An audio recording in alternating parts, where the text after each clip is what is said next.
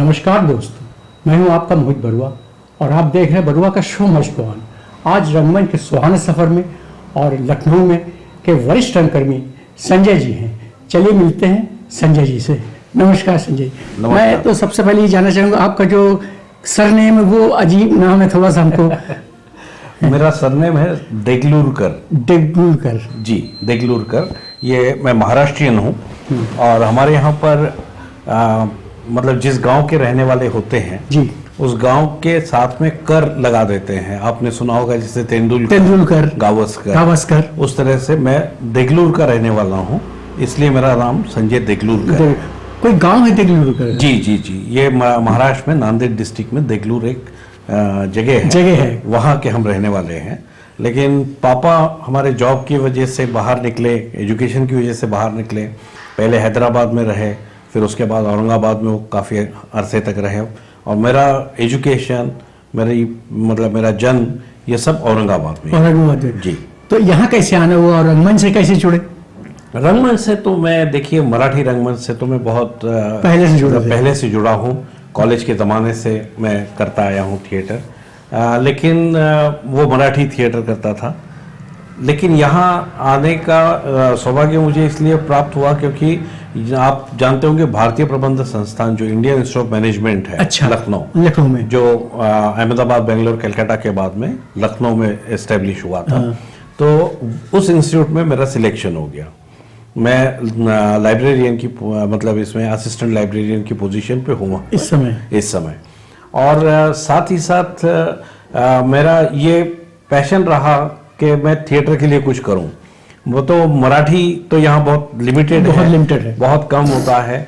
लेकिन हिंदी थिएटर, मेरी किस्मत बहुत अच्छी थी। जो यहाँ आने के बाद में मैंने जो पहला मराठी नाटक किया था, वरचा मजला रिकामा, ये नाटक हमारे डॉक्टर PY गुरु साहब ने डायरेक्ट किया था लखनऊ में, जो CDRI में थे। तो उसके बाद में उन्होंने यही प्ले हिंदी में ट्रांसलेट किया। क्या नाम था हिंदी में उसका? ऊपर की मंजिल खाली है। ऊपर की मंजिल है। कॉमेडी बेस्ड था? कॉमेडी, पूरा कॉमेडी था और क्लीन कॉमेडी एकदम। और उसमें मैंने गुरु साहब से कहा कि मुझे कोई छोटी सी एंट्री मिल जाए, रोल मिल जाए, ताकि मैं हिंदी थिएटर में अपना मतलब पदार्पण कर सकूं। उन्होंने कहा नहीं, दर्पण बहुत बड़ी संस्था है और उसमें बहुत अच्छे कलाकार है। मैं तो लड़का ही था उस समय।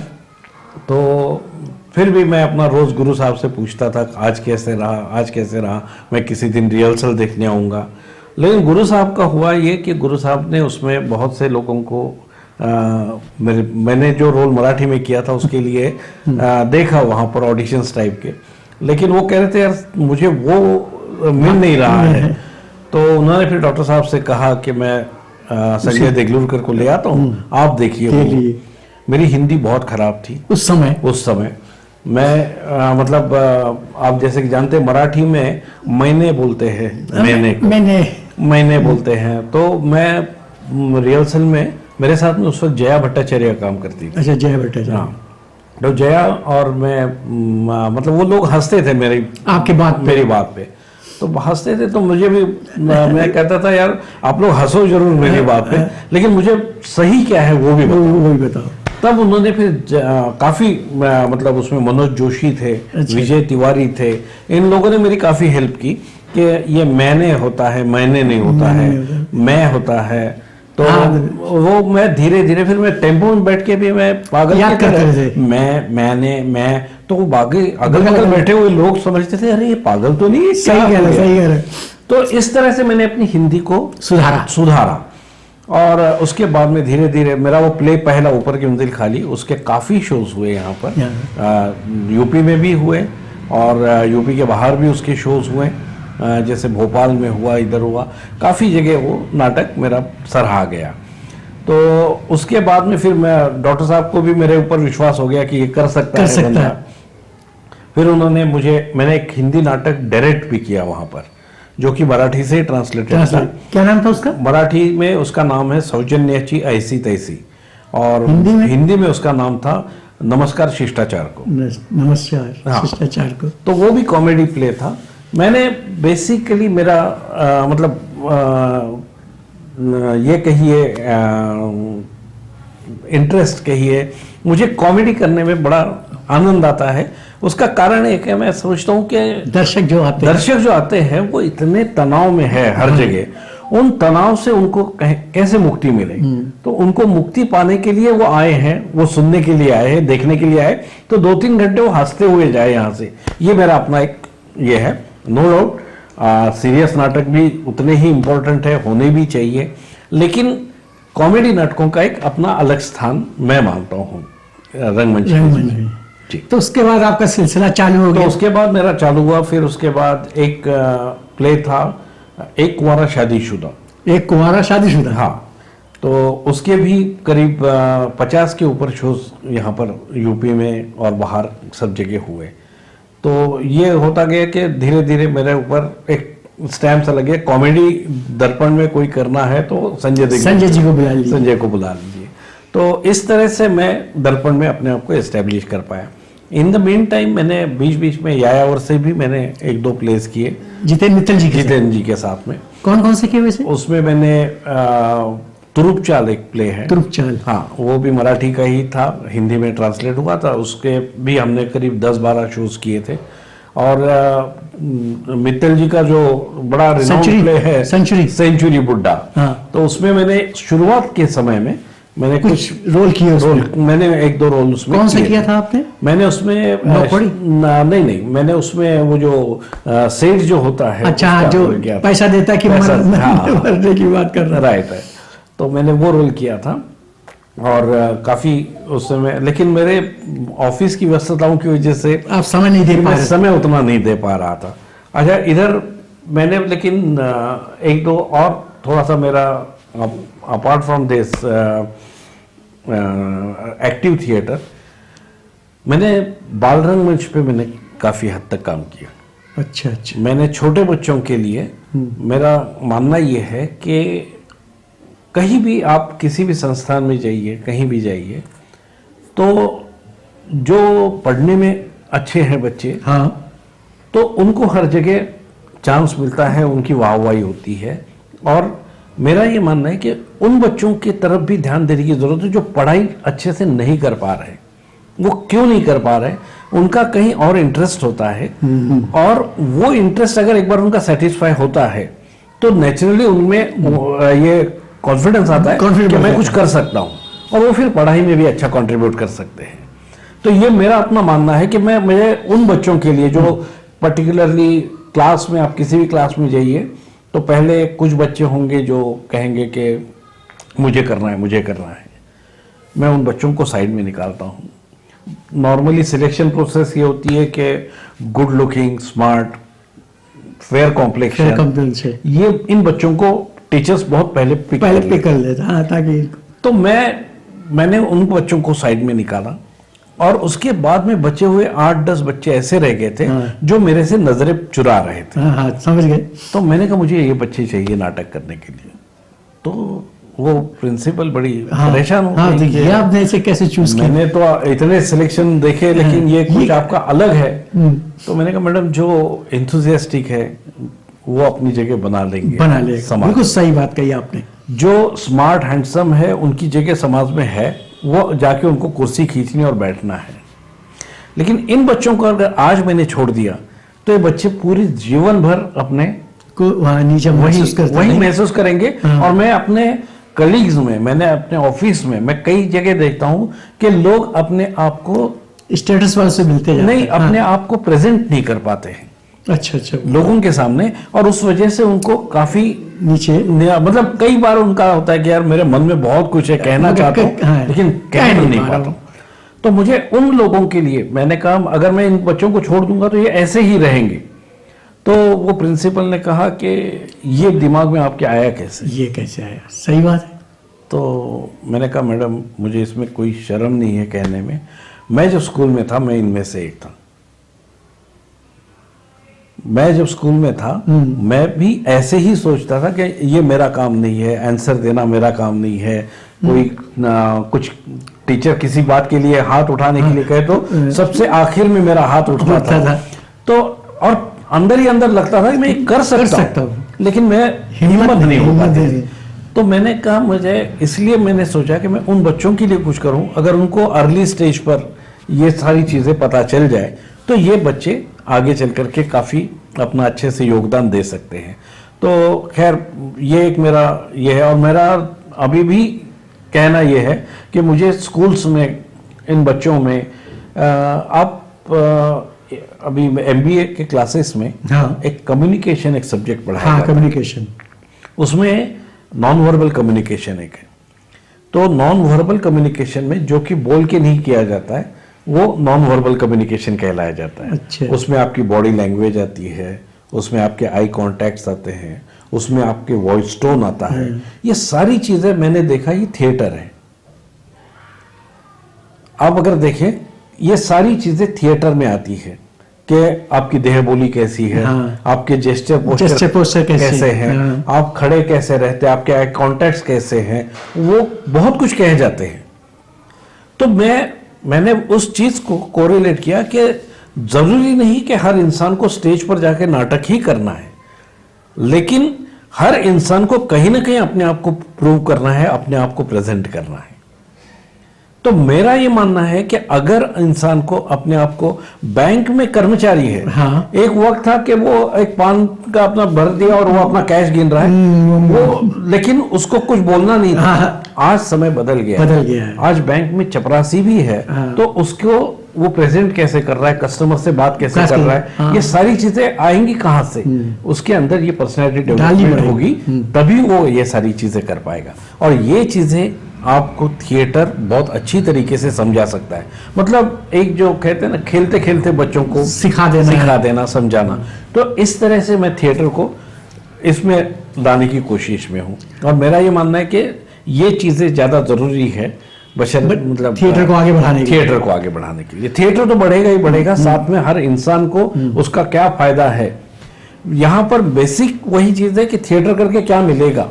हाँ, ये जो सब लोगों के मन में है, थिएटर करके क्या मिलेगा? थिएटर करके क्या है, वो मतलब उसके पास समय है, वो कर रहा है। हम जितना समय दे नहीं पाते। मेरा कहना यह है कि समय देना या नहीं देना, इससे ज्यादा आपके अंदर काबिलियत है या नहीं है, इसको ज्यादा इंपॉर्टेंस है। और वो काबिलियत कैसे आप अपने आप में ला सकते हो, उसके लिए आपको ये थिएटर वर्कशॉप, ये सारी चीजें आपको मदद मिलती। तो आपने कई वर्कशॉप किए भी हैं? जी, मैंने बच्चों के वर्कशॉप्स भी किए, मैंने इंजीनियरिंग कॉलेजेस में भी वर्कशॉप्स किए, मैंने स्कूल्स में भी किए। और मैंने मेरे मतलब उन वर्कशॉप्स में का मैं टाइटल ही ये देता हूँ, पर्सनैलिटी डेवलपमेंट थ्रू थिएटर। कि थिएटर आपको कैसे आपकी पर्सनैलिटी में चेंज लाता है। मैंने सबसे पहला वर्कशॉप यहाँ पर यायावर से ही कराया था, और वो मतलब अभी यायावर हर साल एक वर्कशॉप कर रहा है समर्स में, अलग अलग जगह। उनका लड़का ही करता है। हाँ। तो नहीं, वो तो लड़का जो है वो डांस वाले करता है। लेकिन मित्तल साहब के साथ मैंने पहला 45 डेज वर्कशॉप, मैं और ललित सिंह पोखरिया, हम दोनों ने मिलकर किया। अच्छा, ललित जी के साथ? तो ललित जी के साथ में मैंने किया, और उसमें क्या हुआ कि 45 दिन का वर्कशॉप, क्या करना है पता नहीं, लेकिन सिखाना है बच्चों को, थिएटर समझाना है, और थिएटर के प्रति थोड़ा सा उनके अंदर मतलब जिज्ञासा जागरूक हो जाए कि क्या होता है थिएटर, क्या होता है। तो उसमें मैंने एक नाटक उसमें करवाया था, उल्टी दुनिया नाम से। उल्टी दुनिया मतलब मैंने बच्चों को पहले मैं जहाँ जहाँ वर्कशॉप्स भी किए, मैंने उन्हें कहीं रिटर्न स्क्रिप्ट नहीं दी कि लिखी हुई स्क्रिप्ट है, ये दे दी और ये पढ़ो, याद करो और बोलो। मैं उनके साथ बात करता हूँ। अच्छा। बात करते करते मैं कोई टॉपिक निकाल लेता हूँ, जैसे ये जो 45 डेज वर्कशॉप था, इसमें मैंने बच्चों से कहा कि एक मान लो कि अगर पहले से तुमको ये होता कि औरतें बाहर का काम करती और मर्द घर के अंदर का काम करते, तो कैसे होता? तो कैसे समाज कैसे बनता हमारा, तो क्या क्या चीज़ें होती। तो पहले दिन बच्चों ने कुछ ड्राइंग बना के लाए, बड़े इंटरेस्टिंग थे। उन्होंने किसी ने लाया कि स्कूटर वाइफ चला रही है और दोनों पैर एक तरफ रख के हस्बैंड पीछे हाथ रख के बैठा हुआ है। अच्छा। हस्बैंड आके टीपॉय पे वाइफ बैठी हुई है, और टीपॉय चाय लेकर के अंदर से आ रहा है हस्बैंड। ये इस तरह की बना है पोस्टर। हाँ, लेकिन एक 3-4 बच्चों ने जलता हुआ आदमी दिखाया था, मर्द को जलता हुआ दिखाया था। तो मैंने कहा ये क्या है? तो बोले अगर ये होता तो दहेज के लिए मर्द को जलाया जाता। बहुत सही सोच है। तो मैंने कहा कि क्यों नहीं हम ये बच्चे, ये मैसेज, अगर बच्चों में ये मैसेज है, ये पता चल रहा है उनको, वो अपने अंदर की भावना निकाल सकते हैं। मैंने कहा कि अगर मान लो हम एक नाटक करते हैं इसी पे, तो क्या, फिर मैंने सिचुएशंस बनाई। तो सबसे पहले होता क्या है, लड़का लड़की को देखने जाता है, तो इस नाटक में लड़की लड़के को देखने जाएगी। फिर वो सवाल पूछेगी, लड़का शर्माते हुए जवाब देगा उसके। फिर उसके बाद में वो कहेगी तुम्हें कोई नौकरी वोकरी करने की जरूरत नहीं है, तो मैं कमाई रही हूँ इतना। तो ये सारी चीजें इस तरह सेम टू सेम बच्चों ने खुद ही अपने आप लिखी कि क्या क्या होगा, बच्चे कैसे, मतलब क्या होगा उस सिचुएशन में।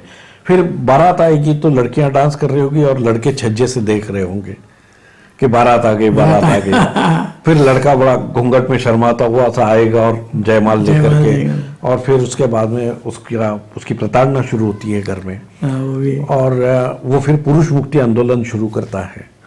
वो वहां जाकर के पुरुष मुक्ति आंदोलन के में बातें करने सुनने लगता है। तो घर में उसके फिर उसकी वाइफ और उसके ससुर, ये दोनों मिलके उसको डांटते हैं, मारते हैं, और उसको मारते हैं। उसी वक्त पुलिस आती है और पुलिस आके उनसे कहती है कि एक मर्द पे अत्याचार करने के जुर्म में आपको गिरफ्तार किया जा रहा है। यहाँ पर ला करके अब ये इसमें सिचुएशंस अलग अलग थी, लोकेशंस अलग अलग थे, इसमें कॉस्ट्यूम्स इतने। तो मैंने एक बहुत यूनिक चीज मैंने निकाली कि मैं वर्कशॉप्स में भी पूछता हूँ जाने के बाद में, सबसे पहला सवाल मेरा होता है कि आप में से बताइए किसने किसने थिएटर किया है। तो एक दो तीन हाथ उठते होंगे। मैंने कहा, मैं दावे के साथ कहता हूँ कि आप में से हर इंसान ने थिएटर कर। तो कैसे? मैंने कहा बचपन में हम लोग खेल खेले हैं कि तुम पापा बन जाओ, मैं मम्मी बन जाती हूँ, फिर खाना बनता है, फिर लेटते हैं, फिर उठते हैं, फिर बच्चों को डांटते हैं। तो ये खेल हर किसी ने खेला है बचपन में ये खेल हर एक ने खेला हुआ है। और ये कुछ नहीं, ये नथिंग बट ए थिएटर। उस वक्त आप अपने पापा को इमिटेट कर रहे थे, लड़कियां अपनी मम्मी को इमिटेट कर रही थी। वो उनकी सारी ये जानने की कोशिश, और वो थिएटर, मैंने कहा ये थिएटर किसने नहीं किया बताइए? नहीं सर, हमने सब ने किया है। तो मैंने उसी फॉर्म को मैंने यूज किया इस नाटक के लिए। मैंने कहा कि बच्चे सब छत पे इकट्ठा हुए हैं किसी के यहाँ, और खेलते खेलते वो कहता है कि चलो आज सास बहू वाला खेल खेलते हैं। तो वो कहता है, वो एक लड़की कहती है वो बहू बना के आप मुझे मारपीट करेंगे और ये करेंगे। तो मैं नहीं बनूंगी। तो कहता है कि अरे आज नहीं तो कल तो तुमको ये सहना ही है। तब एक लड़का कहता है कि अगर मान लो ऐसे कह रहे हो तो यही चीज तुम्हारे साथ होती तो कैसा लगता? तो फिर कहते हैं हम लोग इसी विषय पे आज नाटक करेंगे, खेल खेलेंगे। और खेल खेलते खेलते वो उसमें फिर छत पे पड़ा हुआ टूटा फर्नीचर उनका सोफा बन जाता है, दफ्ती है वो ट्रे बन जाती है, आपके कुल्हड़ है कप बन जाती है, एक बड़ा सा पोस्टर है, कोई पीछे चित्र है वो पोस्टर बन गया, पोस्टर हो गया, ड्राइंग रूम हट गया। कार बनाने के लिए मैंने बच्चों से ही मैंने कार मतलब फॉर्म में शेप करके मैंने कार बनाई कि बारात आ रही है ये। और एंड में मतलब इस वजह से मुझे खर्चा कहेंगे तो जीरो खर्चा, लोकेशन इसका आपको प्रॉपर्टी का खर्चा कहेंगे तो कोई खर्चा नहीं है। और उसके बाद में मैसेज इतना पावरफुल जा रहा है, एंड में जाकर के सारे बच्चे एक हो जाते हैं और कहते हैं कि हम तो एक खेल खेल रहे थे, हम आपको बस इतना कहना चाह रहे हैं कि लड़का या लड़की किसी एक को महत्व दोगे तो नतीजा यही होगा, अगर सबको बराबर रखेंगे। तो ये जो मेरा प्ले था, ये प्ले बहुत सराहा गया, बहुत सारे स्कूल्स में उन्होंने कहा नहीं हमको वही प्ले चाहिए। लेकिन मैं हर जगह मैंने डायलॉग्स कहीं बच्चों को लिख करके नहीं दिए, मैंने कहा आप बोलिए मैं उसको सही करूंगा। अब वही आजकल कहानियों पे नाटक हो रहा है। एग्जैक्टली है ना, वही कहानियों पे कहानी दे दी आप लोग करिए डायलॉग। तो ये इस तरह से, और बच्चों में फिर क्या होता है कि वो डायलॉग भूल गया, ये वाला नहीं होता है क्योंकि उसने खुद ने लिखा हुआ है, उसको पता है इसके बाद क्या होने वाला है। बहुत सही है। तो ये सारी चीजें, और बच्चों में लिखने की क्षमता भी आती है, सारी चीजें बढ़ जाती है। वो भी कम से कम 1 महीने तो लग ही जाता होगा। हाँ, एक मतलब 20 से 25 दिन तो कम से कम लगते लग ही हैं, जाता है ना। इसमें लग जाते हैं। बस अब वही है कि इतना समय कोई बच्चों के पास में है है ही नहीं, अब बहुत बच्चे स्टडी हो गई। इतना पढ़ाई के हाँ। पीछे ये हो गया है, तो अब थोड़ा सा वो कम हो गया मेरा उस वजह से। लेकिन मैं अभी भी, मुझे अगर बच्चों के लिए कुछ करने का मौका मिलेगा तो मैं ऐसे ही ऐसे ही करूँगा। तो कोई छपी किताब से बच्चों के नाटक नहीं करते थे आप? मैंने एक दो किए, पापा खो गए एक नाटक था। केपी जी का? नहीं केपी जी का नहीं था, वो तेंदुलकर जी का था। विजय तेंदुलकर जी का। उसमें पेड़ और पोस्टर में नाचने वाली लड़की, एक चोर बच्ची को उठा के ले जा रहा है, अच्छा, और उसको वो सब मिलके बचाते हैं। अच्छा, बिजली का खंभा, पेड़, हाँ, एक आपका कौवा है, उसमें ये सारे कैरेक्टर्स हैं। कैरेक्टर है। और वो कहते हैं कि यार ये तो चोर ले जा रहा है, इस लड़की को बचाते हैं हम लोग। और वो फिर हिलने लगते हैं, तो चोर समझता है कि कोई मतलब यहाँ पर भूत है, वो भाग जाता है। फिर वो लड़की से पूछते, तो लड़की कहती मेरे पापा खो गए हैं। तो फिर वो एक बोर्ड लिख करके वहां लगा देते हैं, इस लड़की के पापा खो गए, जो कोई है वो आकर के ले जाए इस लड़की को। ये इस तरह से, मतलब उसमें उन्होंने दिखाया था कि आप हर इसमें आप भगवान का रूप देखिए, आपके मदद के लिए कहीं ना कहीं से आ जाता है। तो आपने ये इनके साथ पोखरिया जी के साथ भी काम किया? ललित जी के साथ मैंने ये मैंने बहुत कम, मतलब वो वर्कशॉप एक कराया। उसके बाद में हमारा कोई नाम नहीं है, मित्तल जी डायरेक्ट करते थे। अच्छा। उसमें मैंने एक छोटा सा रोल किया था ललित जी के साथ में। और इनके साथ रस्तोगी जी के साथ में ही मेरे मैक्सिमम नाटक तो उन्हीं के साथ किया। दर्पण संस्था से ज्यादा आपने किया? दर्पण से मैंने ज्यादा किया। अच्छा, अब इस समय जब क्या अभी मेरा एक प्ले था, दो फूल एक माली। अच्छा, उसमें मराठी से वो भी ट्रांसलेट मेरी वाइफ ने ही किया उसको। अच्छा, आपकी वाइफ भी थिएटर करती है? मेरी वाइफ भी थोड़ा बहुत थिएटर करती है, मराठी में करती है, हिंदी में भी किया है उसने। अच्छा, हिंदी में कौन आपके साथ किया? मेरे साथ में डॉक्टर आप भी एक नाटक अभी हुआ था। अच्छा, उसमें उन्होंने किया था एक छोटा सा रोल, दर्पण से। अच्छा। उसके बाद एक कुंवारा शादीशुदा जो मैं बताता हूँ, उसमें भी मेरे साथ में एक छोटा सा रोल उन्होंने उसमें भी किया था।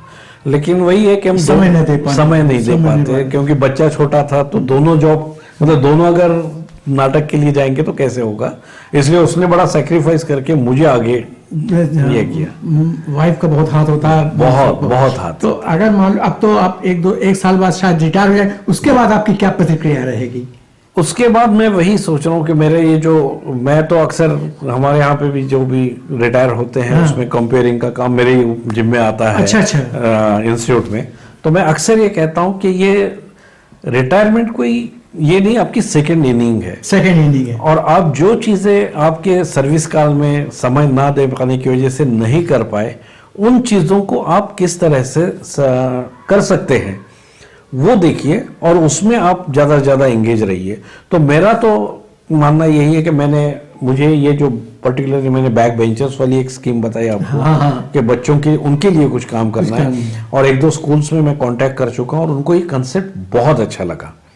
उन्होंने कहा हमको ये इस तरह का कोई आज तक बताने वाला आया नहीं था, तो हम ये जरूर करना चाहेंगे कि बच्चों को, पर्टिकुलरली उन बच्चों के लिए जो पढ़ने में वीक हो या उनके वो कॉन्फिडेंस की कमी हो, वो लाने के लिए हम थिएटर को कैसे इस्तेमाल कर सकते हैं, कैसे यूज कर सकते हैं, और उनमें हम आत्मविश्वास कैसे जगा सकते हैं। बहुत सही बात है।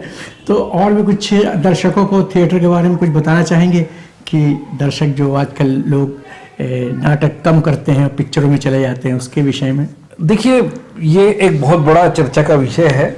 मेरा मानना यह है कि दोनों अलग अलग विधाएं हैं, और चूंकि हमने जैसे किया, हमने जॉब करके हमने नाटक किया, वो आज बच्चे करने में थोड़ा सा दिक्कत हो रही है उनको, कि हम अगर जॉब में जाएंगे तो हमारा थिएटर छूट जाएगा। तो वो उस वजह से वो पूरी तरह से थिएटर पे जब आ जाते हैं, निर्भर हो जाते हैं, तो उनको पैसा चाहिए उसमें से, और पैसा थिएटर में बहुत कम है। उसका एक मुख्य कारण यह है, मैं यूपी की बात कर रहा हूं, आप महाराष्ट्र में जाइए, मैं आपको दिखाऊंगा, परिवार पलते हैं नाटक करके मराठी। मराठी थिएटर, उसका कारण एक ही है, कमर्शियल थिएटर महाराष्ट्र में काफी डेवलप हुआ है। और वो यहाँ डेवलप ना होने का एक दो वजह हम लोग भी हैं। हम लोगों ने लोगों को हमेशा ये कहा कि आपको पास देंगे, आप नाटक देखने आइए। मैं कई बार कहता हूं कि ऐसे कई लोग हैं, उनको अगर हम कहते हैं नाटक है, वो कहते हैं यार वहां तो जिनको बुलाया जाता है वही जा सकते हैं। मन में होते हुए भी वो नाटक देखने नहीं जा सकते। तो मेरा ये कहना है कि हम लोग बीच में मित्तल साहब ने किया शुरुआत, कलाकार एसोसिएशन ने किया था शुरुआत कि 10 रुपये 20 रुपये कुछ भी लगाओ, लेकिन एक टिकट टोकन अमाउंट लगा दो। लेकिन कंसिस्टेंसी हमारे यहाँ पर उसमें नहीं होने की वजह से, उसमें से इनकम नहीं है। इनकम नहीं है। तो इनकम ना होने की वजह से लोग कहते हैं यार कितनी देर तक हम मतलब एमेच्योर कहते रहेंगे। हमको कहीं अगर इसमें प्रोफेशनलिज्म थोड़ा सा आ जाएगा, दोनों चीजें हैं। प्रोफेशनलिज्म लाने के लिए आपको परफेक्शन भी उतना ही देना होगा। दर्शक जुड़े कि यार वो प्ले है। और जैसे नाटक सिनेमा देखने को 2 बार 4 बार जाते हैं, वैसे नाटक देखने के लिए भी हो जाए, वो तब होगा जब हम उनको परफेक्शन देंगे के साथ नाटक देंगे। फिर और कुछ दर्शकों को कहेंगे? दर्शकों को एक और बात कहनी है मुझे कि दर्शक ही नहीं, लेकिन ये जो आपकी पूरी नाट्य ये है, उसमें मैं ये एक बात कहना चाहता हूँ कि कॉमेडी नाटकों को एक मुकाम नहीं मिलता है, उनको कहीं इम्पोर्टेंस नहीं मिलता है। बल्कि करते वक्त कॉमेडी सबसे ज़्यादा मुश्किल है as compare to any other. मतलब जैसे सीरियस नाटक से कॉमेडी बहुत, तो वो कॉमेडी करना मुश्किल है। लेकिन अगर कहीं पर 4 नाटक हम सुनते हैं तो उसमें अगर कहीं कॉमेडी का नाटक आता है तो हम कहते हैं अच्छा ठीक है, कॉमेडी है। उसकी तरफ उतना मतलब आप कहीं पर भी किसी को भी कहने जाइए तो वो अपने सीरियस नाटक जो हुए हैं अच्छे, उन नाटकों को वो ज्यादा इम्पोर्टेंस देते हैं। मैं इसमें हाँ एक बात मेरे से रह गई जो कि बहुत जरूरी है। अभी हाल ही में मैं दर्पण से ही एक नाटक हमने किया था, आखिरी वसंत। हाँ, जो कि शुभदीप राहा जो NSD पास आउट है, उन्होंने डायरेक्ट किया है। और उस नाटक में मैं रोल कर रहा हूँ, तो वो रोल मेरा कॉमेडी से थोड़ा सा अलग रोल उसमें कर रहा हूँ। और वो उससे मुझे सीखने को बहुत कुछ मिला। अच्छा। अभी वो भारंगम के लिए सिलेक्ट हुआ है। यहाँ कब मंचन है? यहाँ पर अभी देख रहे हैं हम, उसका फरवरी की तो वहां पर भारंगम की डेट से है, लेकिन हम चाह रहे हैं उससे पहले लखनऊ में हो जाए। लखनऊ में एक तो उसके साथ साथ आपने फिल्में भी की है कभी? मैंने फिल्मों में 1-2 बार कोशिश की, लेकिन मैं समय नहीं दे पा रहा था उतना, क्योंकि मुझे वो कहते थे कि आप 12 दिन की छुट्टी लेके यहाँ आके बैठ जाइए।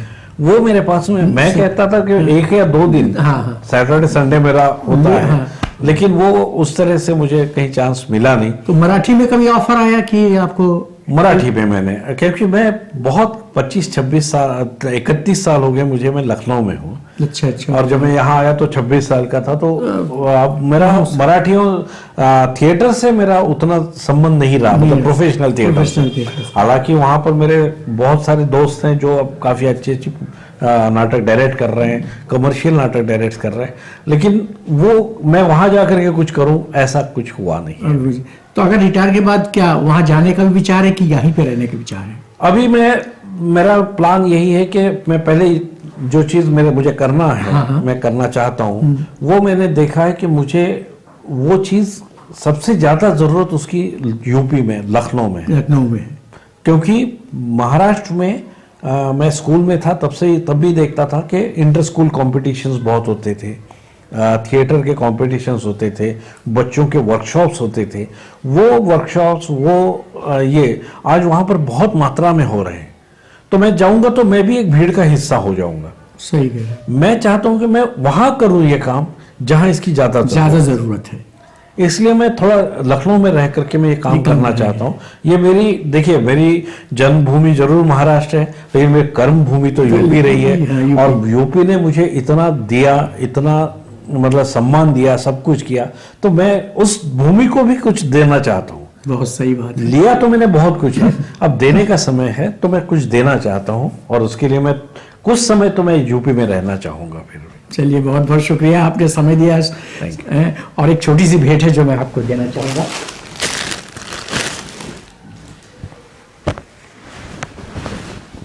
बैठिए।